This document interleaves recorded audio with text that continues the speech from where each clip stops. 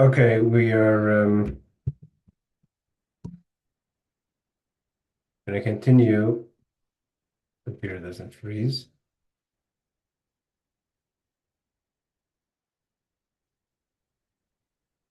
We're going to continue with the Maamar that we were learning yesterday. Zechor Mah Hayah Lanu on the Exile. So we gave basically two ideas. One is the Zechor Mah Hayah Lanu. Remember the Mesiras Nefesh, the quote of the Baal Shem Tov. Remember the Mesiras Nefesh, the bittul that we had, and the cherpa that we're ready to do ad Mesiras Nefesh even for Ahavas Yisrael. And then we have the Zechor Mah Hayah Lanu to the negative, which is remember what we were, and also in another way, remember we're trying to show, look at what we've accomplished with the Ma, look at kind of bittul, even the highest level of avodah, we take pride in our avodah, and that's a cherpa, that's a shanda.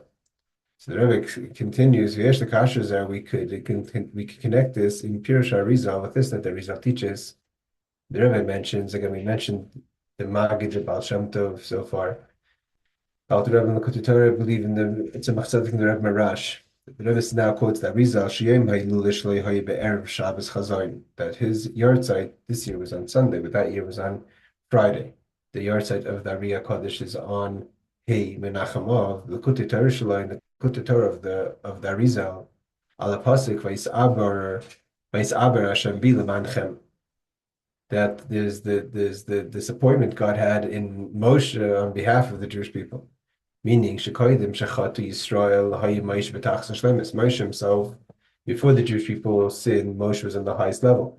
Vayimasik Shar Nun, and he was able to himself. Also, we said like Almana, Mana, that we're not even like an Almana, which is we said which the Mana is 50 Shari Bina 2 times. So Moshe Rabbeinu had the complete Shari Bina. Vayimasik Shar Nun Shal Nun Shari Bina. He understood it. Shechatu Yisrael, when the Jewish people sinned, with the golden calf, so there was a little bit less to Moshe, and Moshe was affected that his Sharanun that he had the 50th gate he was taken away from him. But when he passed away, it says that he went up to Har Navoy, and we know Navoy is Nun Boy, that he got the 50th gate back on the day of his passing when he went to Har Navoy. And if you add the nun, what does it mean, nun boy? That he got the nun into his name, which is the 50 gates of knowledge, and Moshe with the nun is neshama. So again, the Magid teaches Moshe Rabbeinu alav shalom hisig b'chayev mem teshar bina, that Moshe understood 49 gates of understanding. Al shar chamishim, the 50th gate, lo is yahiv Moshe. He didn't have it. The day he passed away, his Shachamishin was able to grasp the 50th gate, enter the 50th gate of knowledge, of understanding. Because the neshama had to leave the body to be only so, nun boy, neshama, for him to gather the 50th gates. So the Rebbe says there's a question.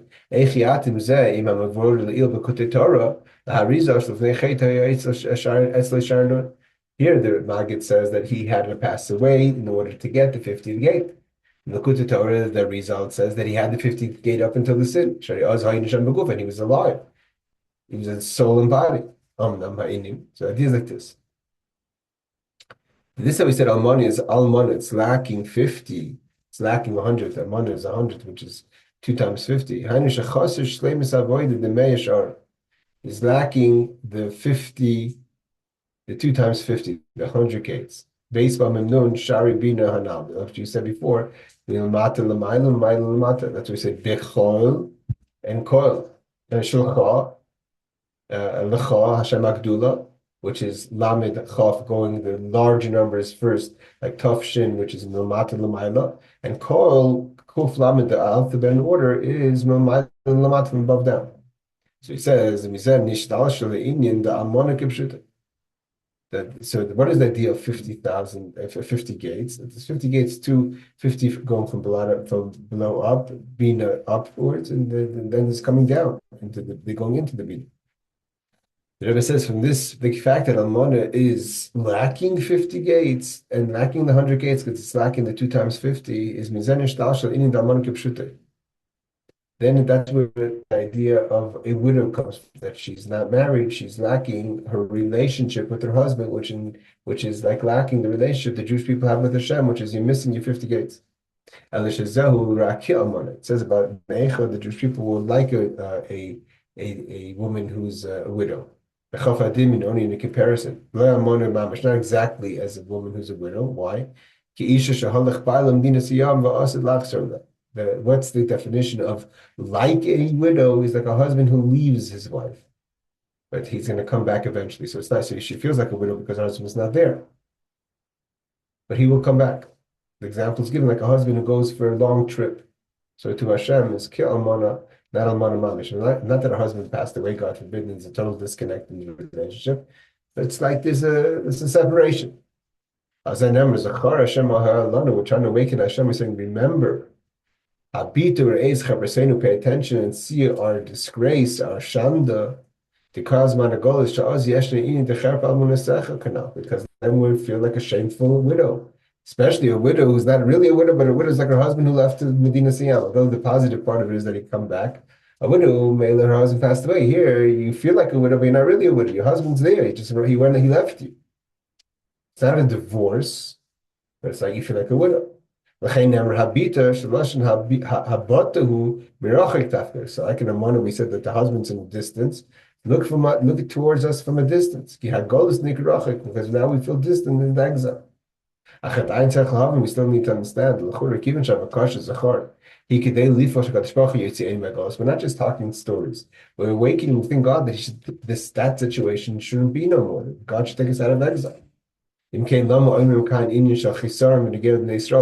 would you want to say negative things that we had a Ma and our Ma was our bittul was in Re'u-Mah, look at us, and that's a cherpa? Why would we be mentioning negative? If you want a husband to come back to his wife, you have to bring issues of attraction. We're not looking to say negative about the Jewish people. And to emphasize, levakish and to request, Shakadosh Baruch Hu yiskor shasiba the Mah Hayah Lanu hi beglal ha'ofen shehu ba'atzmai hiskin v'hitva b'teva ha'olam. This is an amazing thing. The Rebbe says that we want to tell God, yes, you're right. There's certain things that we have that we need to improve. We have ego, we have agenda, and we can't get out of ourselves. But that's how you made us. That's the nature you put in man. That the nature of man is that God himself said after the flood. Alter Rebbe says that the same argument that God said he's going to make the flood is the same argument he said he'll never make a flood again. Because it depends on the perspective. So yes, mankind has negative traits, but that's how he made us. So how could he be so judgmental to us? That's what we say. That's how he made the nature of the world. You want the impossible. You want a person to get excited about a study and at the same time not to feel self, not to feel that, oh, I understand the good thing. I was able to chop, I was able to to be totally, it means if a person's passive about their studying, so of course you're not going to get emotionally excited. So you want the person to be deep into the learning, work, toil, yigia b'torah, and accomplish that, and then to be humble. It's very hard. Not everyone's on that level. You want a person not to feel that they've achieved something. Re'u-Mah, look at me. That's the Re'u-Mah. Look at what I've accomplished. We said before in chapter 2.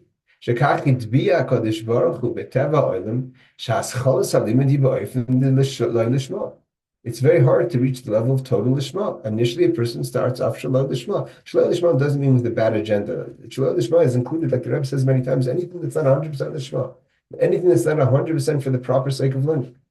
And included in that is even the levels of even satisfaction to self.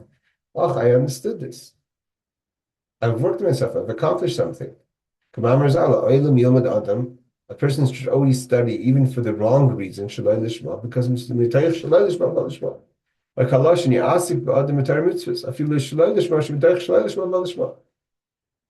eventually you'll get to the right level, but it's not natural. It's like the Alter Rebbe, the Rambam writes in Laws of Return, that there's different levels of the Jewish people. It's clearly certain people need to start learning for not for the 100% pure right reasons.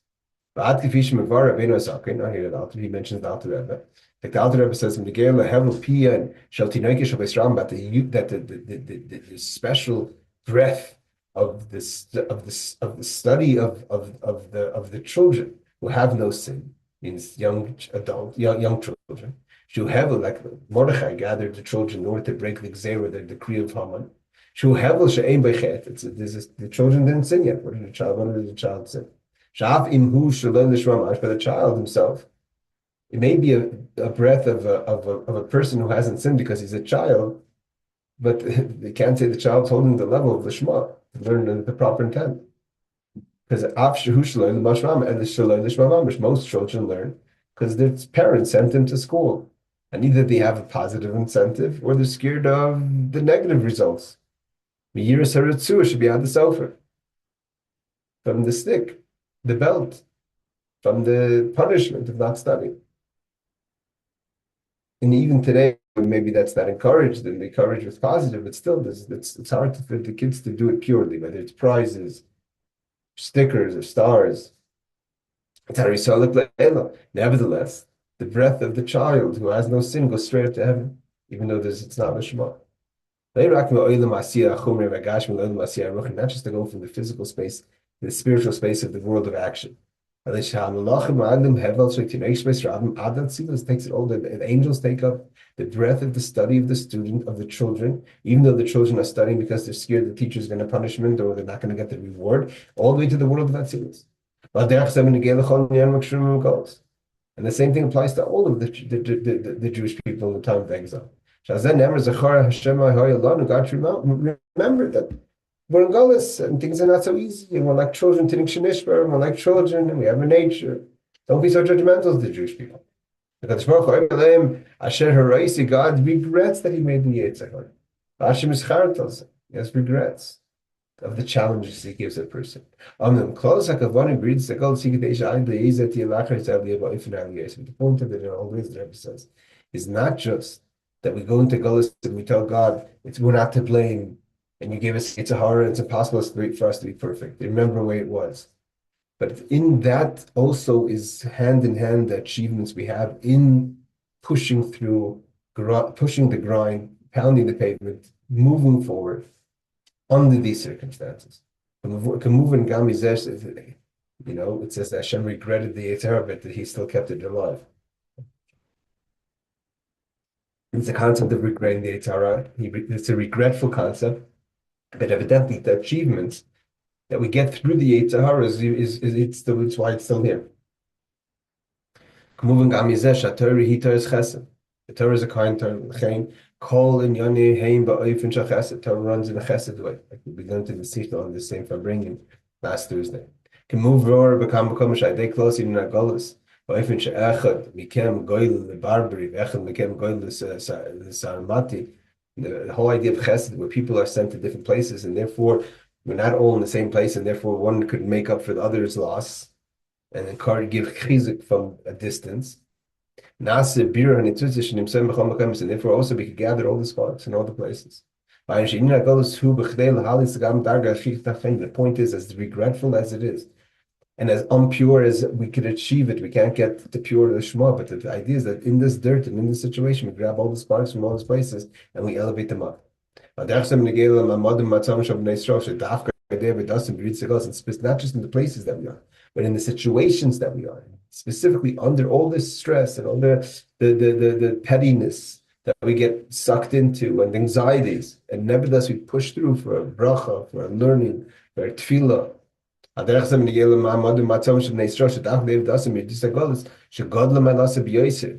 it is when the person pushes through and achieves. It's brought down. Yeah, I've quoted this many times. The humility Moshe had, to all the people, he was the most humble person. So it's brought down. But Moshe Rabbeinu saw the generation, our generation, that generation of Moshiach, that's not on a high level at all, and not the Dardea of his generation. But he saw what we have to put up with, and how difficult things and the challenges we have, both from outside and from within inside. And nevertheless, we come to Minyan, and nevertheless, we learn Chassidus, and nevertheless, we stand in Mefsam, and nevertheless, we do the Rebbe's Inyanim, and we learn the Rambam, we learn Chitas. He was humbled by that. Because we're ready to go self-sacrifice, even when things are difficult. That's how we reach the highest level. Pasuk, it says in Tehillim Chavav that even if my father and mother have left me, God has gathered me. The Avivimi Koyach Bina. Even if I don't have any more in Hasidus and Kabbalah, father and mother represent wisdom and understanding. Even if I have no wisdom and understanding, I have no tools. My Chachma Bina are not here. But the purposes of it all is on the contrary. There's a plus in that. There's a silver lining, because when you don't have the Chachma Bina, then all you have is God. Like we learned in the Maamar Torah this week, that when you have the uniqueness of Amunah, even though Amunah could be on the lowest level, but Amunah could also be on the highest level. When all you have is das and understanding, so you're limited to how much you can understand. When you have Chachma Bina, yes, you have the Chachma Bina, you're very connected, but you only go as far as Chachma Bina. You want to get beyond that, you want to get to Moshiach Nefesh, you want to get to Havaya, you have to actually you have to lose your Chachma Bina. You have to be in a low place, and then specifically you can reach the highest levels. That's why Moshe was humble to the Jewish people of our generation. God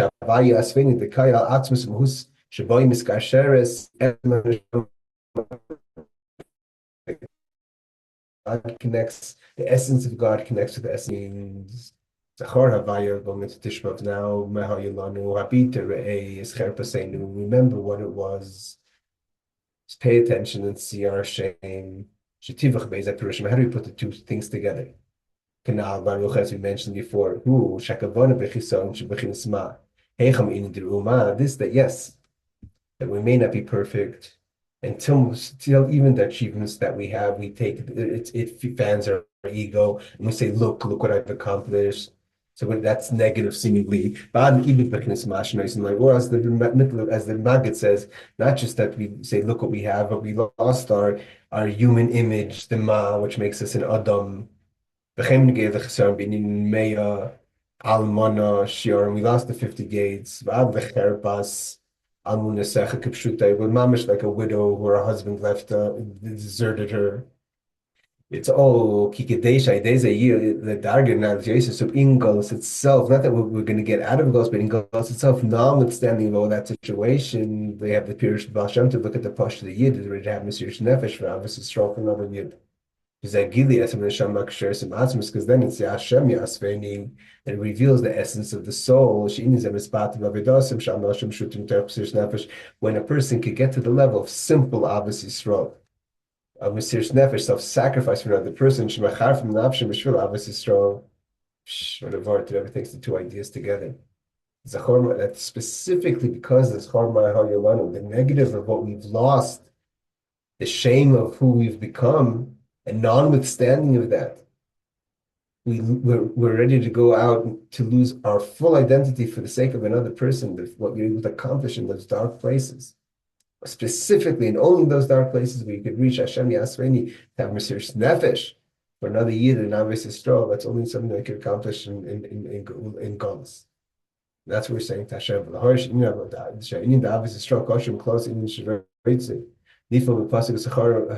This is what we're trying to accomplish in the whole statement of Hashem. Remember where it was. Be too close in Nagos that had to be totally nullified. The exile. It wasn't clear what we did wrong, so we don't know how long we're going to have to be in it. In the first destruction of the first temple, we knew what the problem was, and therefore we knew how to deal with it. We had 70 years. Because what was the whole goal? The whole goal came from a wasteful hate. To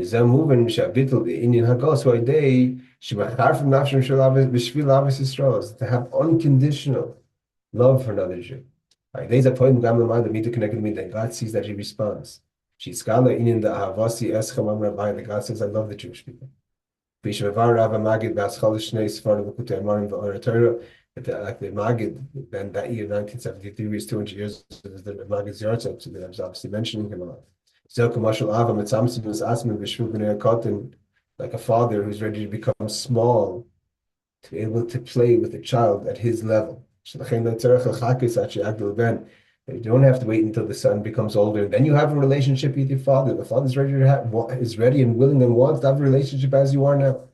Like love. The father gets on his knees and plays with the child in small things. He's ready to play with us in our own game, in our own small mind, in our in the small needs that we have. In our situation. Moshiach is going to come. It's going to be a complete redemption. We shouldn't have to wait. We don't have to wait till we're mature. It'll take us out in our youth and in our youth behavior. And we're going to get redeemed immediately. Through the righteous Moshiach, the Melech from the Beis David, a king from the house of David. He's going to fight the wars of God and be victorious. Even the Beis HaMikdash ben Koinlik. He's going to build the holy temple in its space on Temple Mount. Ahavas Yisrael is going to gather the lost of Israel. And then the whole world is going to be a place that's full with the knowledge of God, combined as the sea, as the water covers the sea. Wish everyone a meaningful fast. We should see everyone here in Mishlam Kodesh becoming a Moshiach Tzidkenu on Ahavas, even before Tisha B'Av today.